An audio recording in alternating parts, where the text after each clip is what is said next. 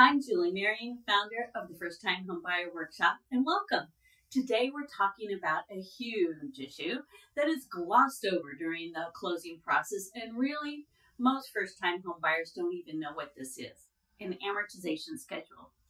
Even if you do not take or purchase the First Time Homebuyer Workshop, please listen to this, and if you need help, please reach out.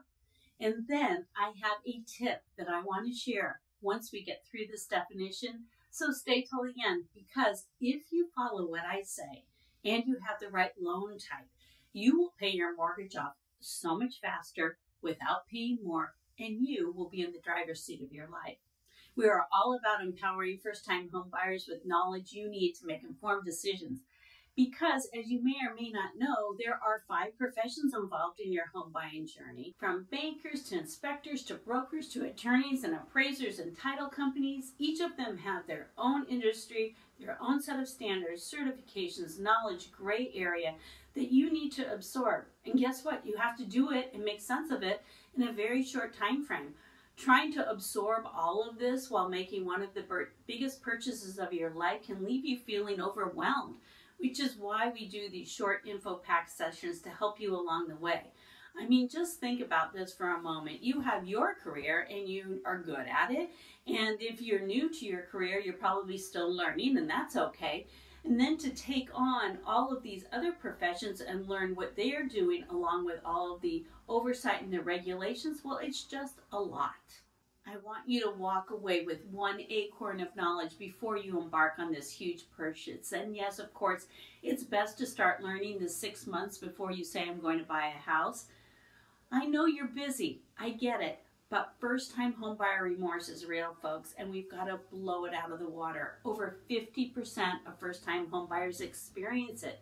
Something's wrong with the system. And while I can't overhaul the whole industry, what I can do is empower you to make smart, informed decisions. I've been there.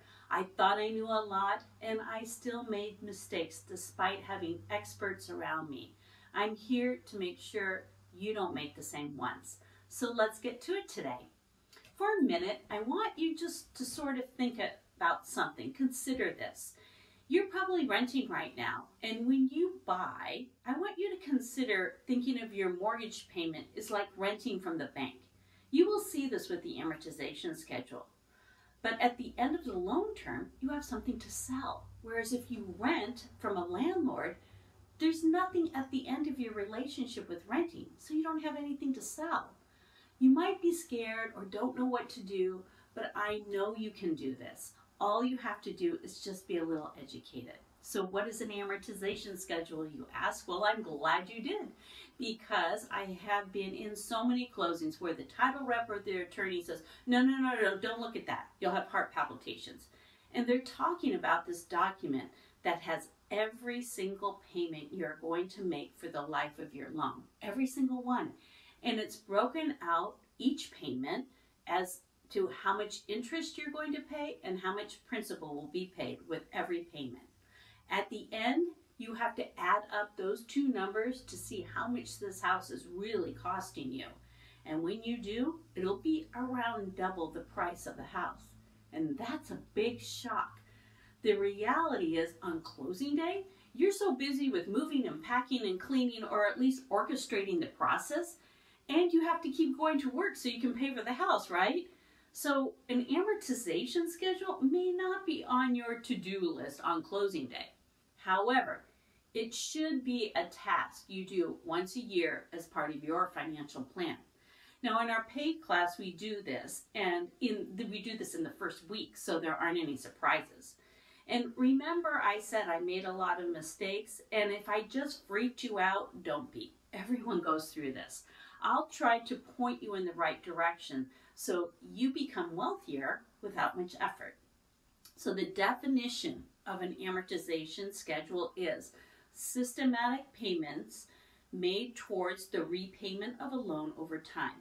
It outlines the breakdown of the payment, showing you how much goes towards interest and how much goes towards principal.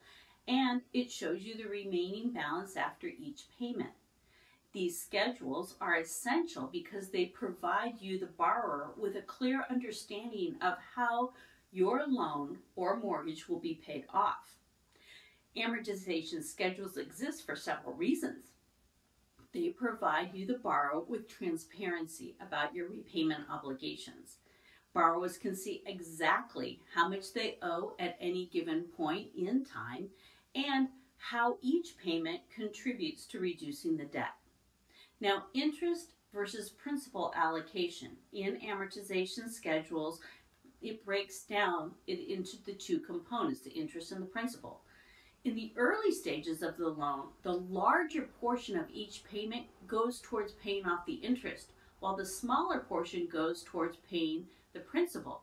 As the loan matures, the allocation gradually shifts, with more of each payment going towards the principal and less towards the interest. The loan term and payment frequency impacts the structure of the amortization schedule. The longer the loan terms are, they result in smaller monthly payments, but a higher total overall interest is paid.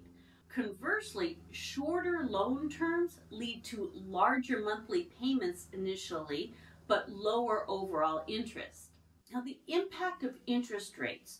Changes in interest rates can affect the total interest paid and the overall cost of borrowing if you have an adjustable rate mortgage.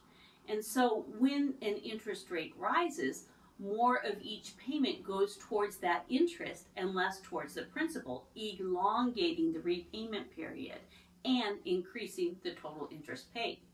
Conversely, when interest rates decrease, more of each payment goes towards reducing the principal, potentially shortening the loan term and reducing the interest costs. Knowing the exact amount of each payment and how it's allocated allows borrowers to budget effectively. They can plan for their future expenses and ensure they have sufficient funds to meet their repayment obligations. This also allows you to track how much of a tax deduction you will be able to claim on your income tax. You will want to manage your income tax payments effectively when you buy a home. By examining the schedule, borrowers can strategize on how to pay off their loan early if they want to, and they can see the impact of making extra payments or increasing the regular payments to reduce the total interest paid. When you are shopping for a loan, these amortization schedules provide borrowers with information that helps borrowers evaluate the affordability of the loan and to compare different loan options. However, usually bankers don't provide this amortization schedule. You need to do this on your own. Also, you have to make sure that calculations are correct, or you could be making some pretty big mistakes, just FYI. For many types of loans, especially mortgages, providing an amortization schedule is a legal requirement, but it's given to you on the day of closing, which in my humble opinion is way too late. So let's chat about something that is commonly mentioned by your transactional salesperson. You started to talk with a banker and they say, oh yeah, the rate is the rate, but when the rates come down, you can just refinance. Well, when you refinance, you take that loan amount and you start all over again. So before you buy into that idea of that debt management strategy, become familiar with your amortization schedule. Now, you may be wondering, well, why can't you pay your principal off first and then your interest? And there are a few reasons why it is structured like this as a base. So your loan agreement, the terms of the loan agreement are specified by this repayment structure, including the allocation of the payments towards the principal and the interest, as we've been talking about. And deviating from these terms, many say requires a renegotiation with the lender. But really, they're not going to do it because they have all kinds of regulations. And in theory, it may be an option, but in practicality, I've never seen it.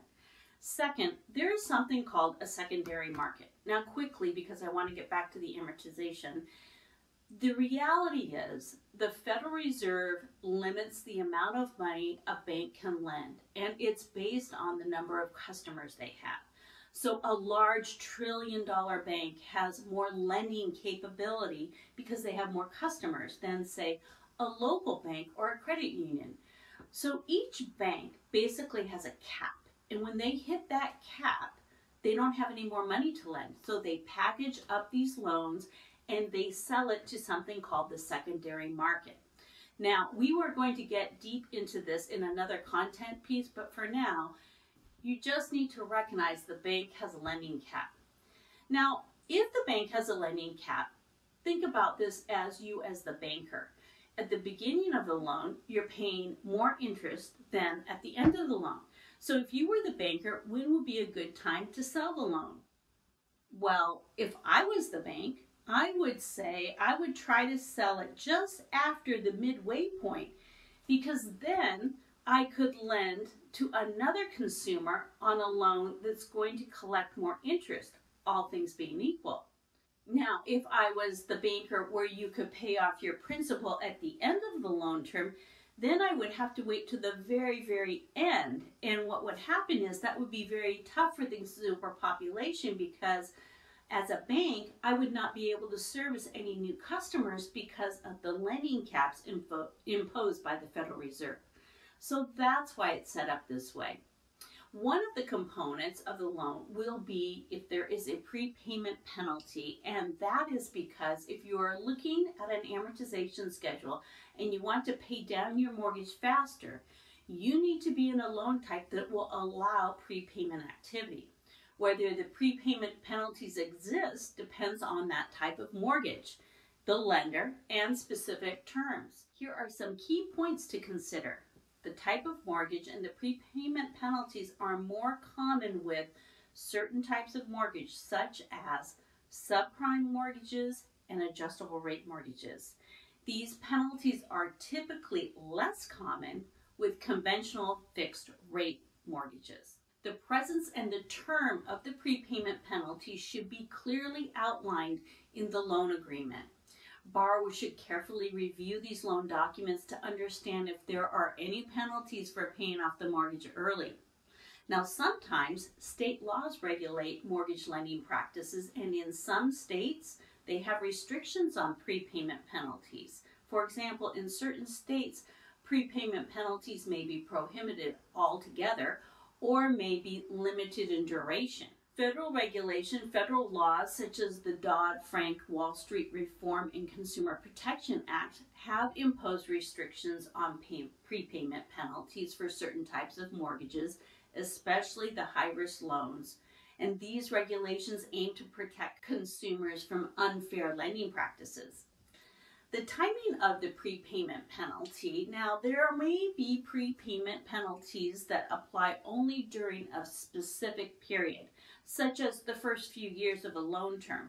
And then after that initial period, borrowers may be able to pay off the mortgage without incurring any penalties. Prepayment penalties can affect the borrower's ability to refinance their mortgages to take advantage of lower interest rates or better terms. And borrowers considering refinancing should carefully evaluate whether any prepayment penalties would offset the potential savings from refinancing.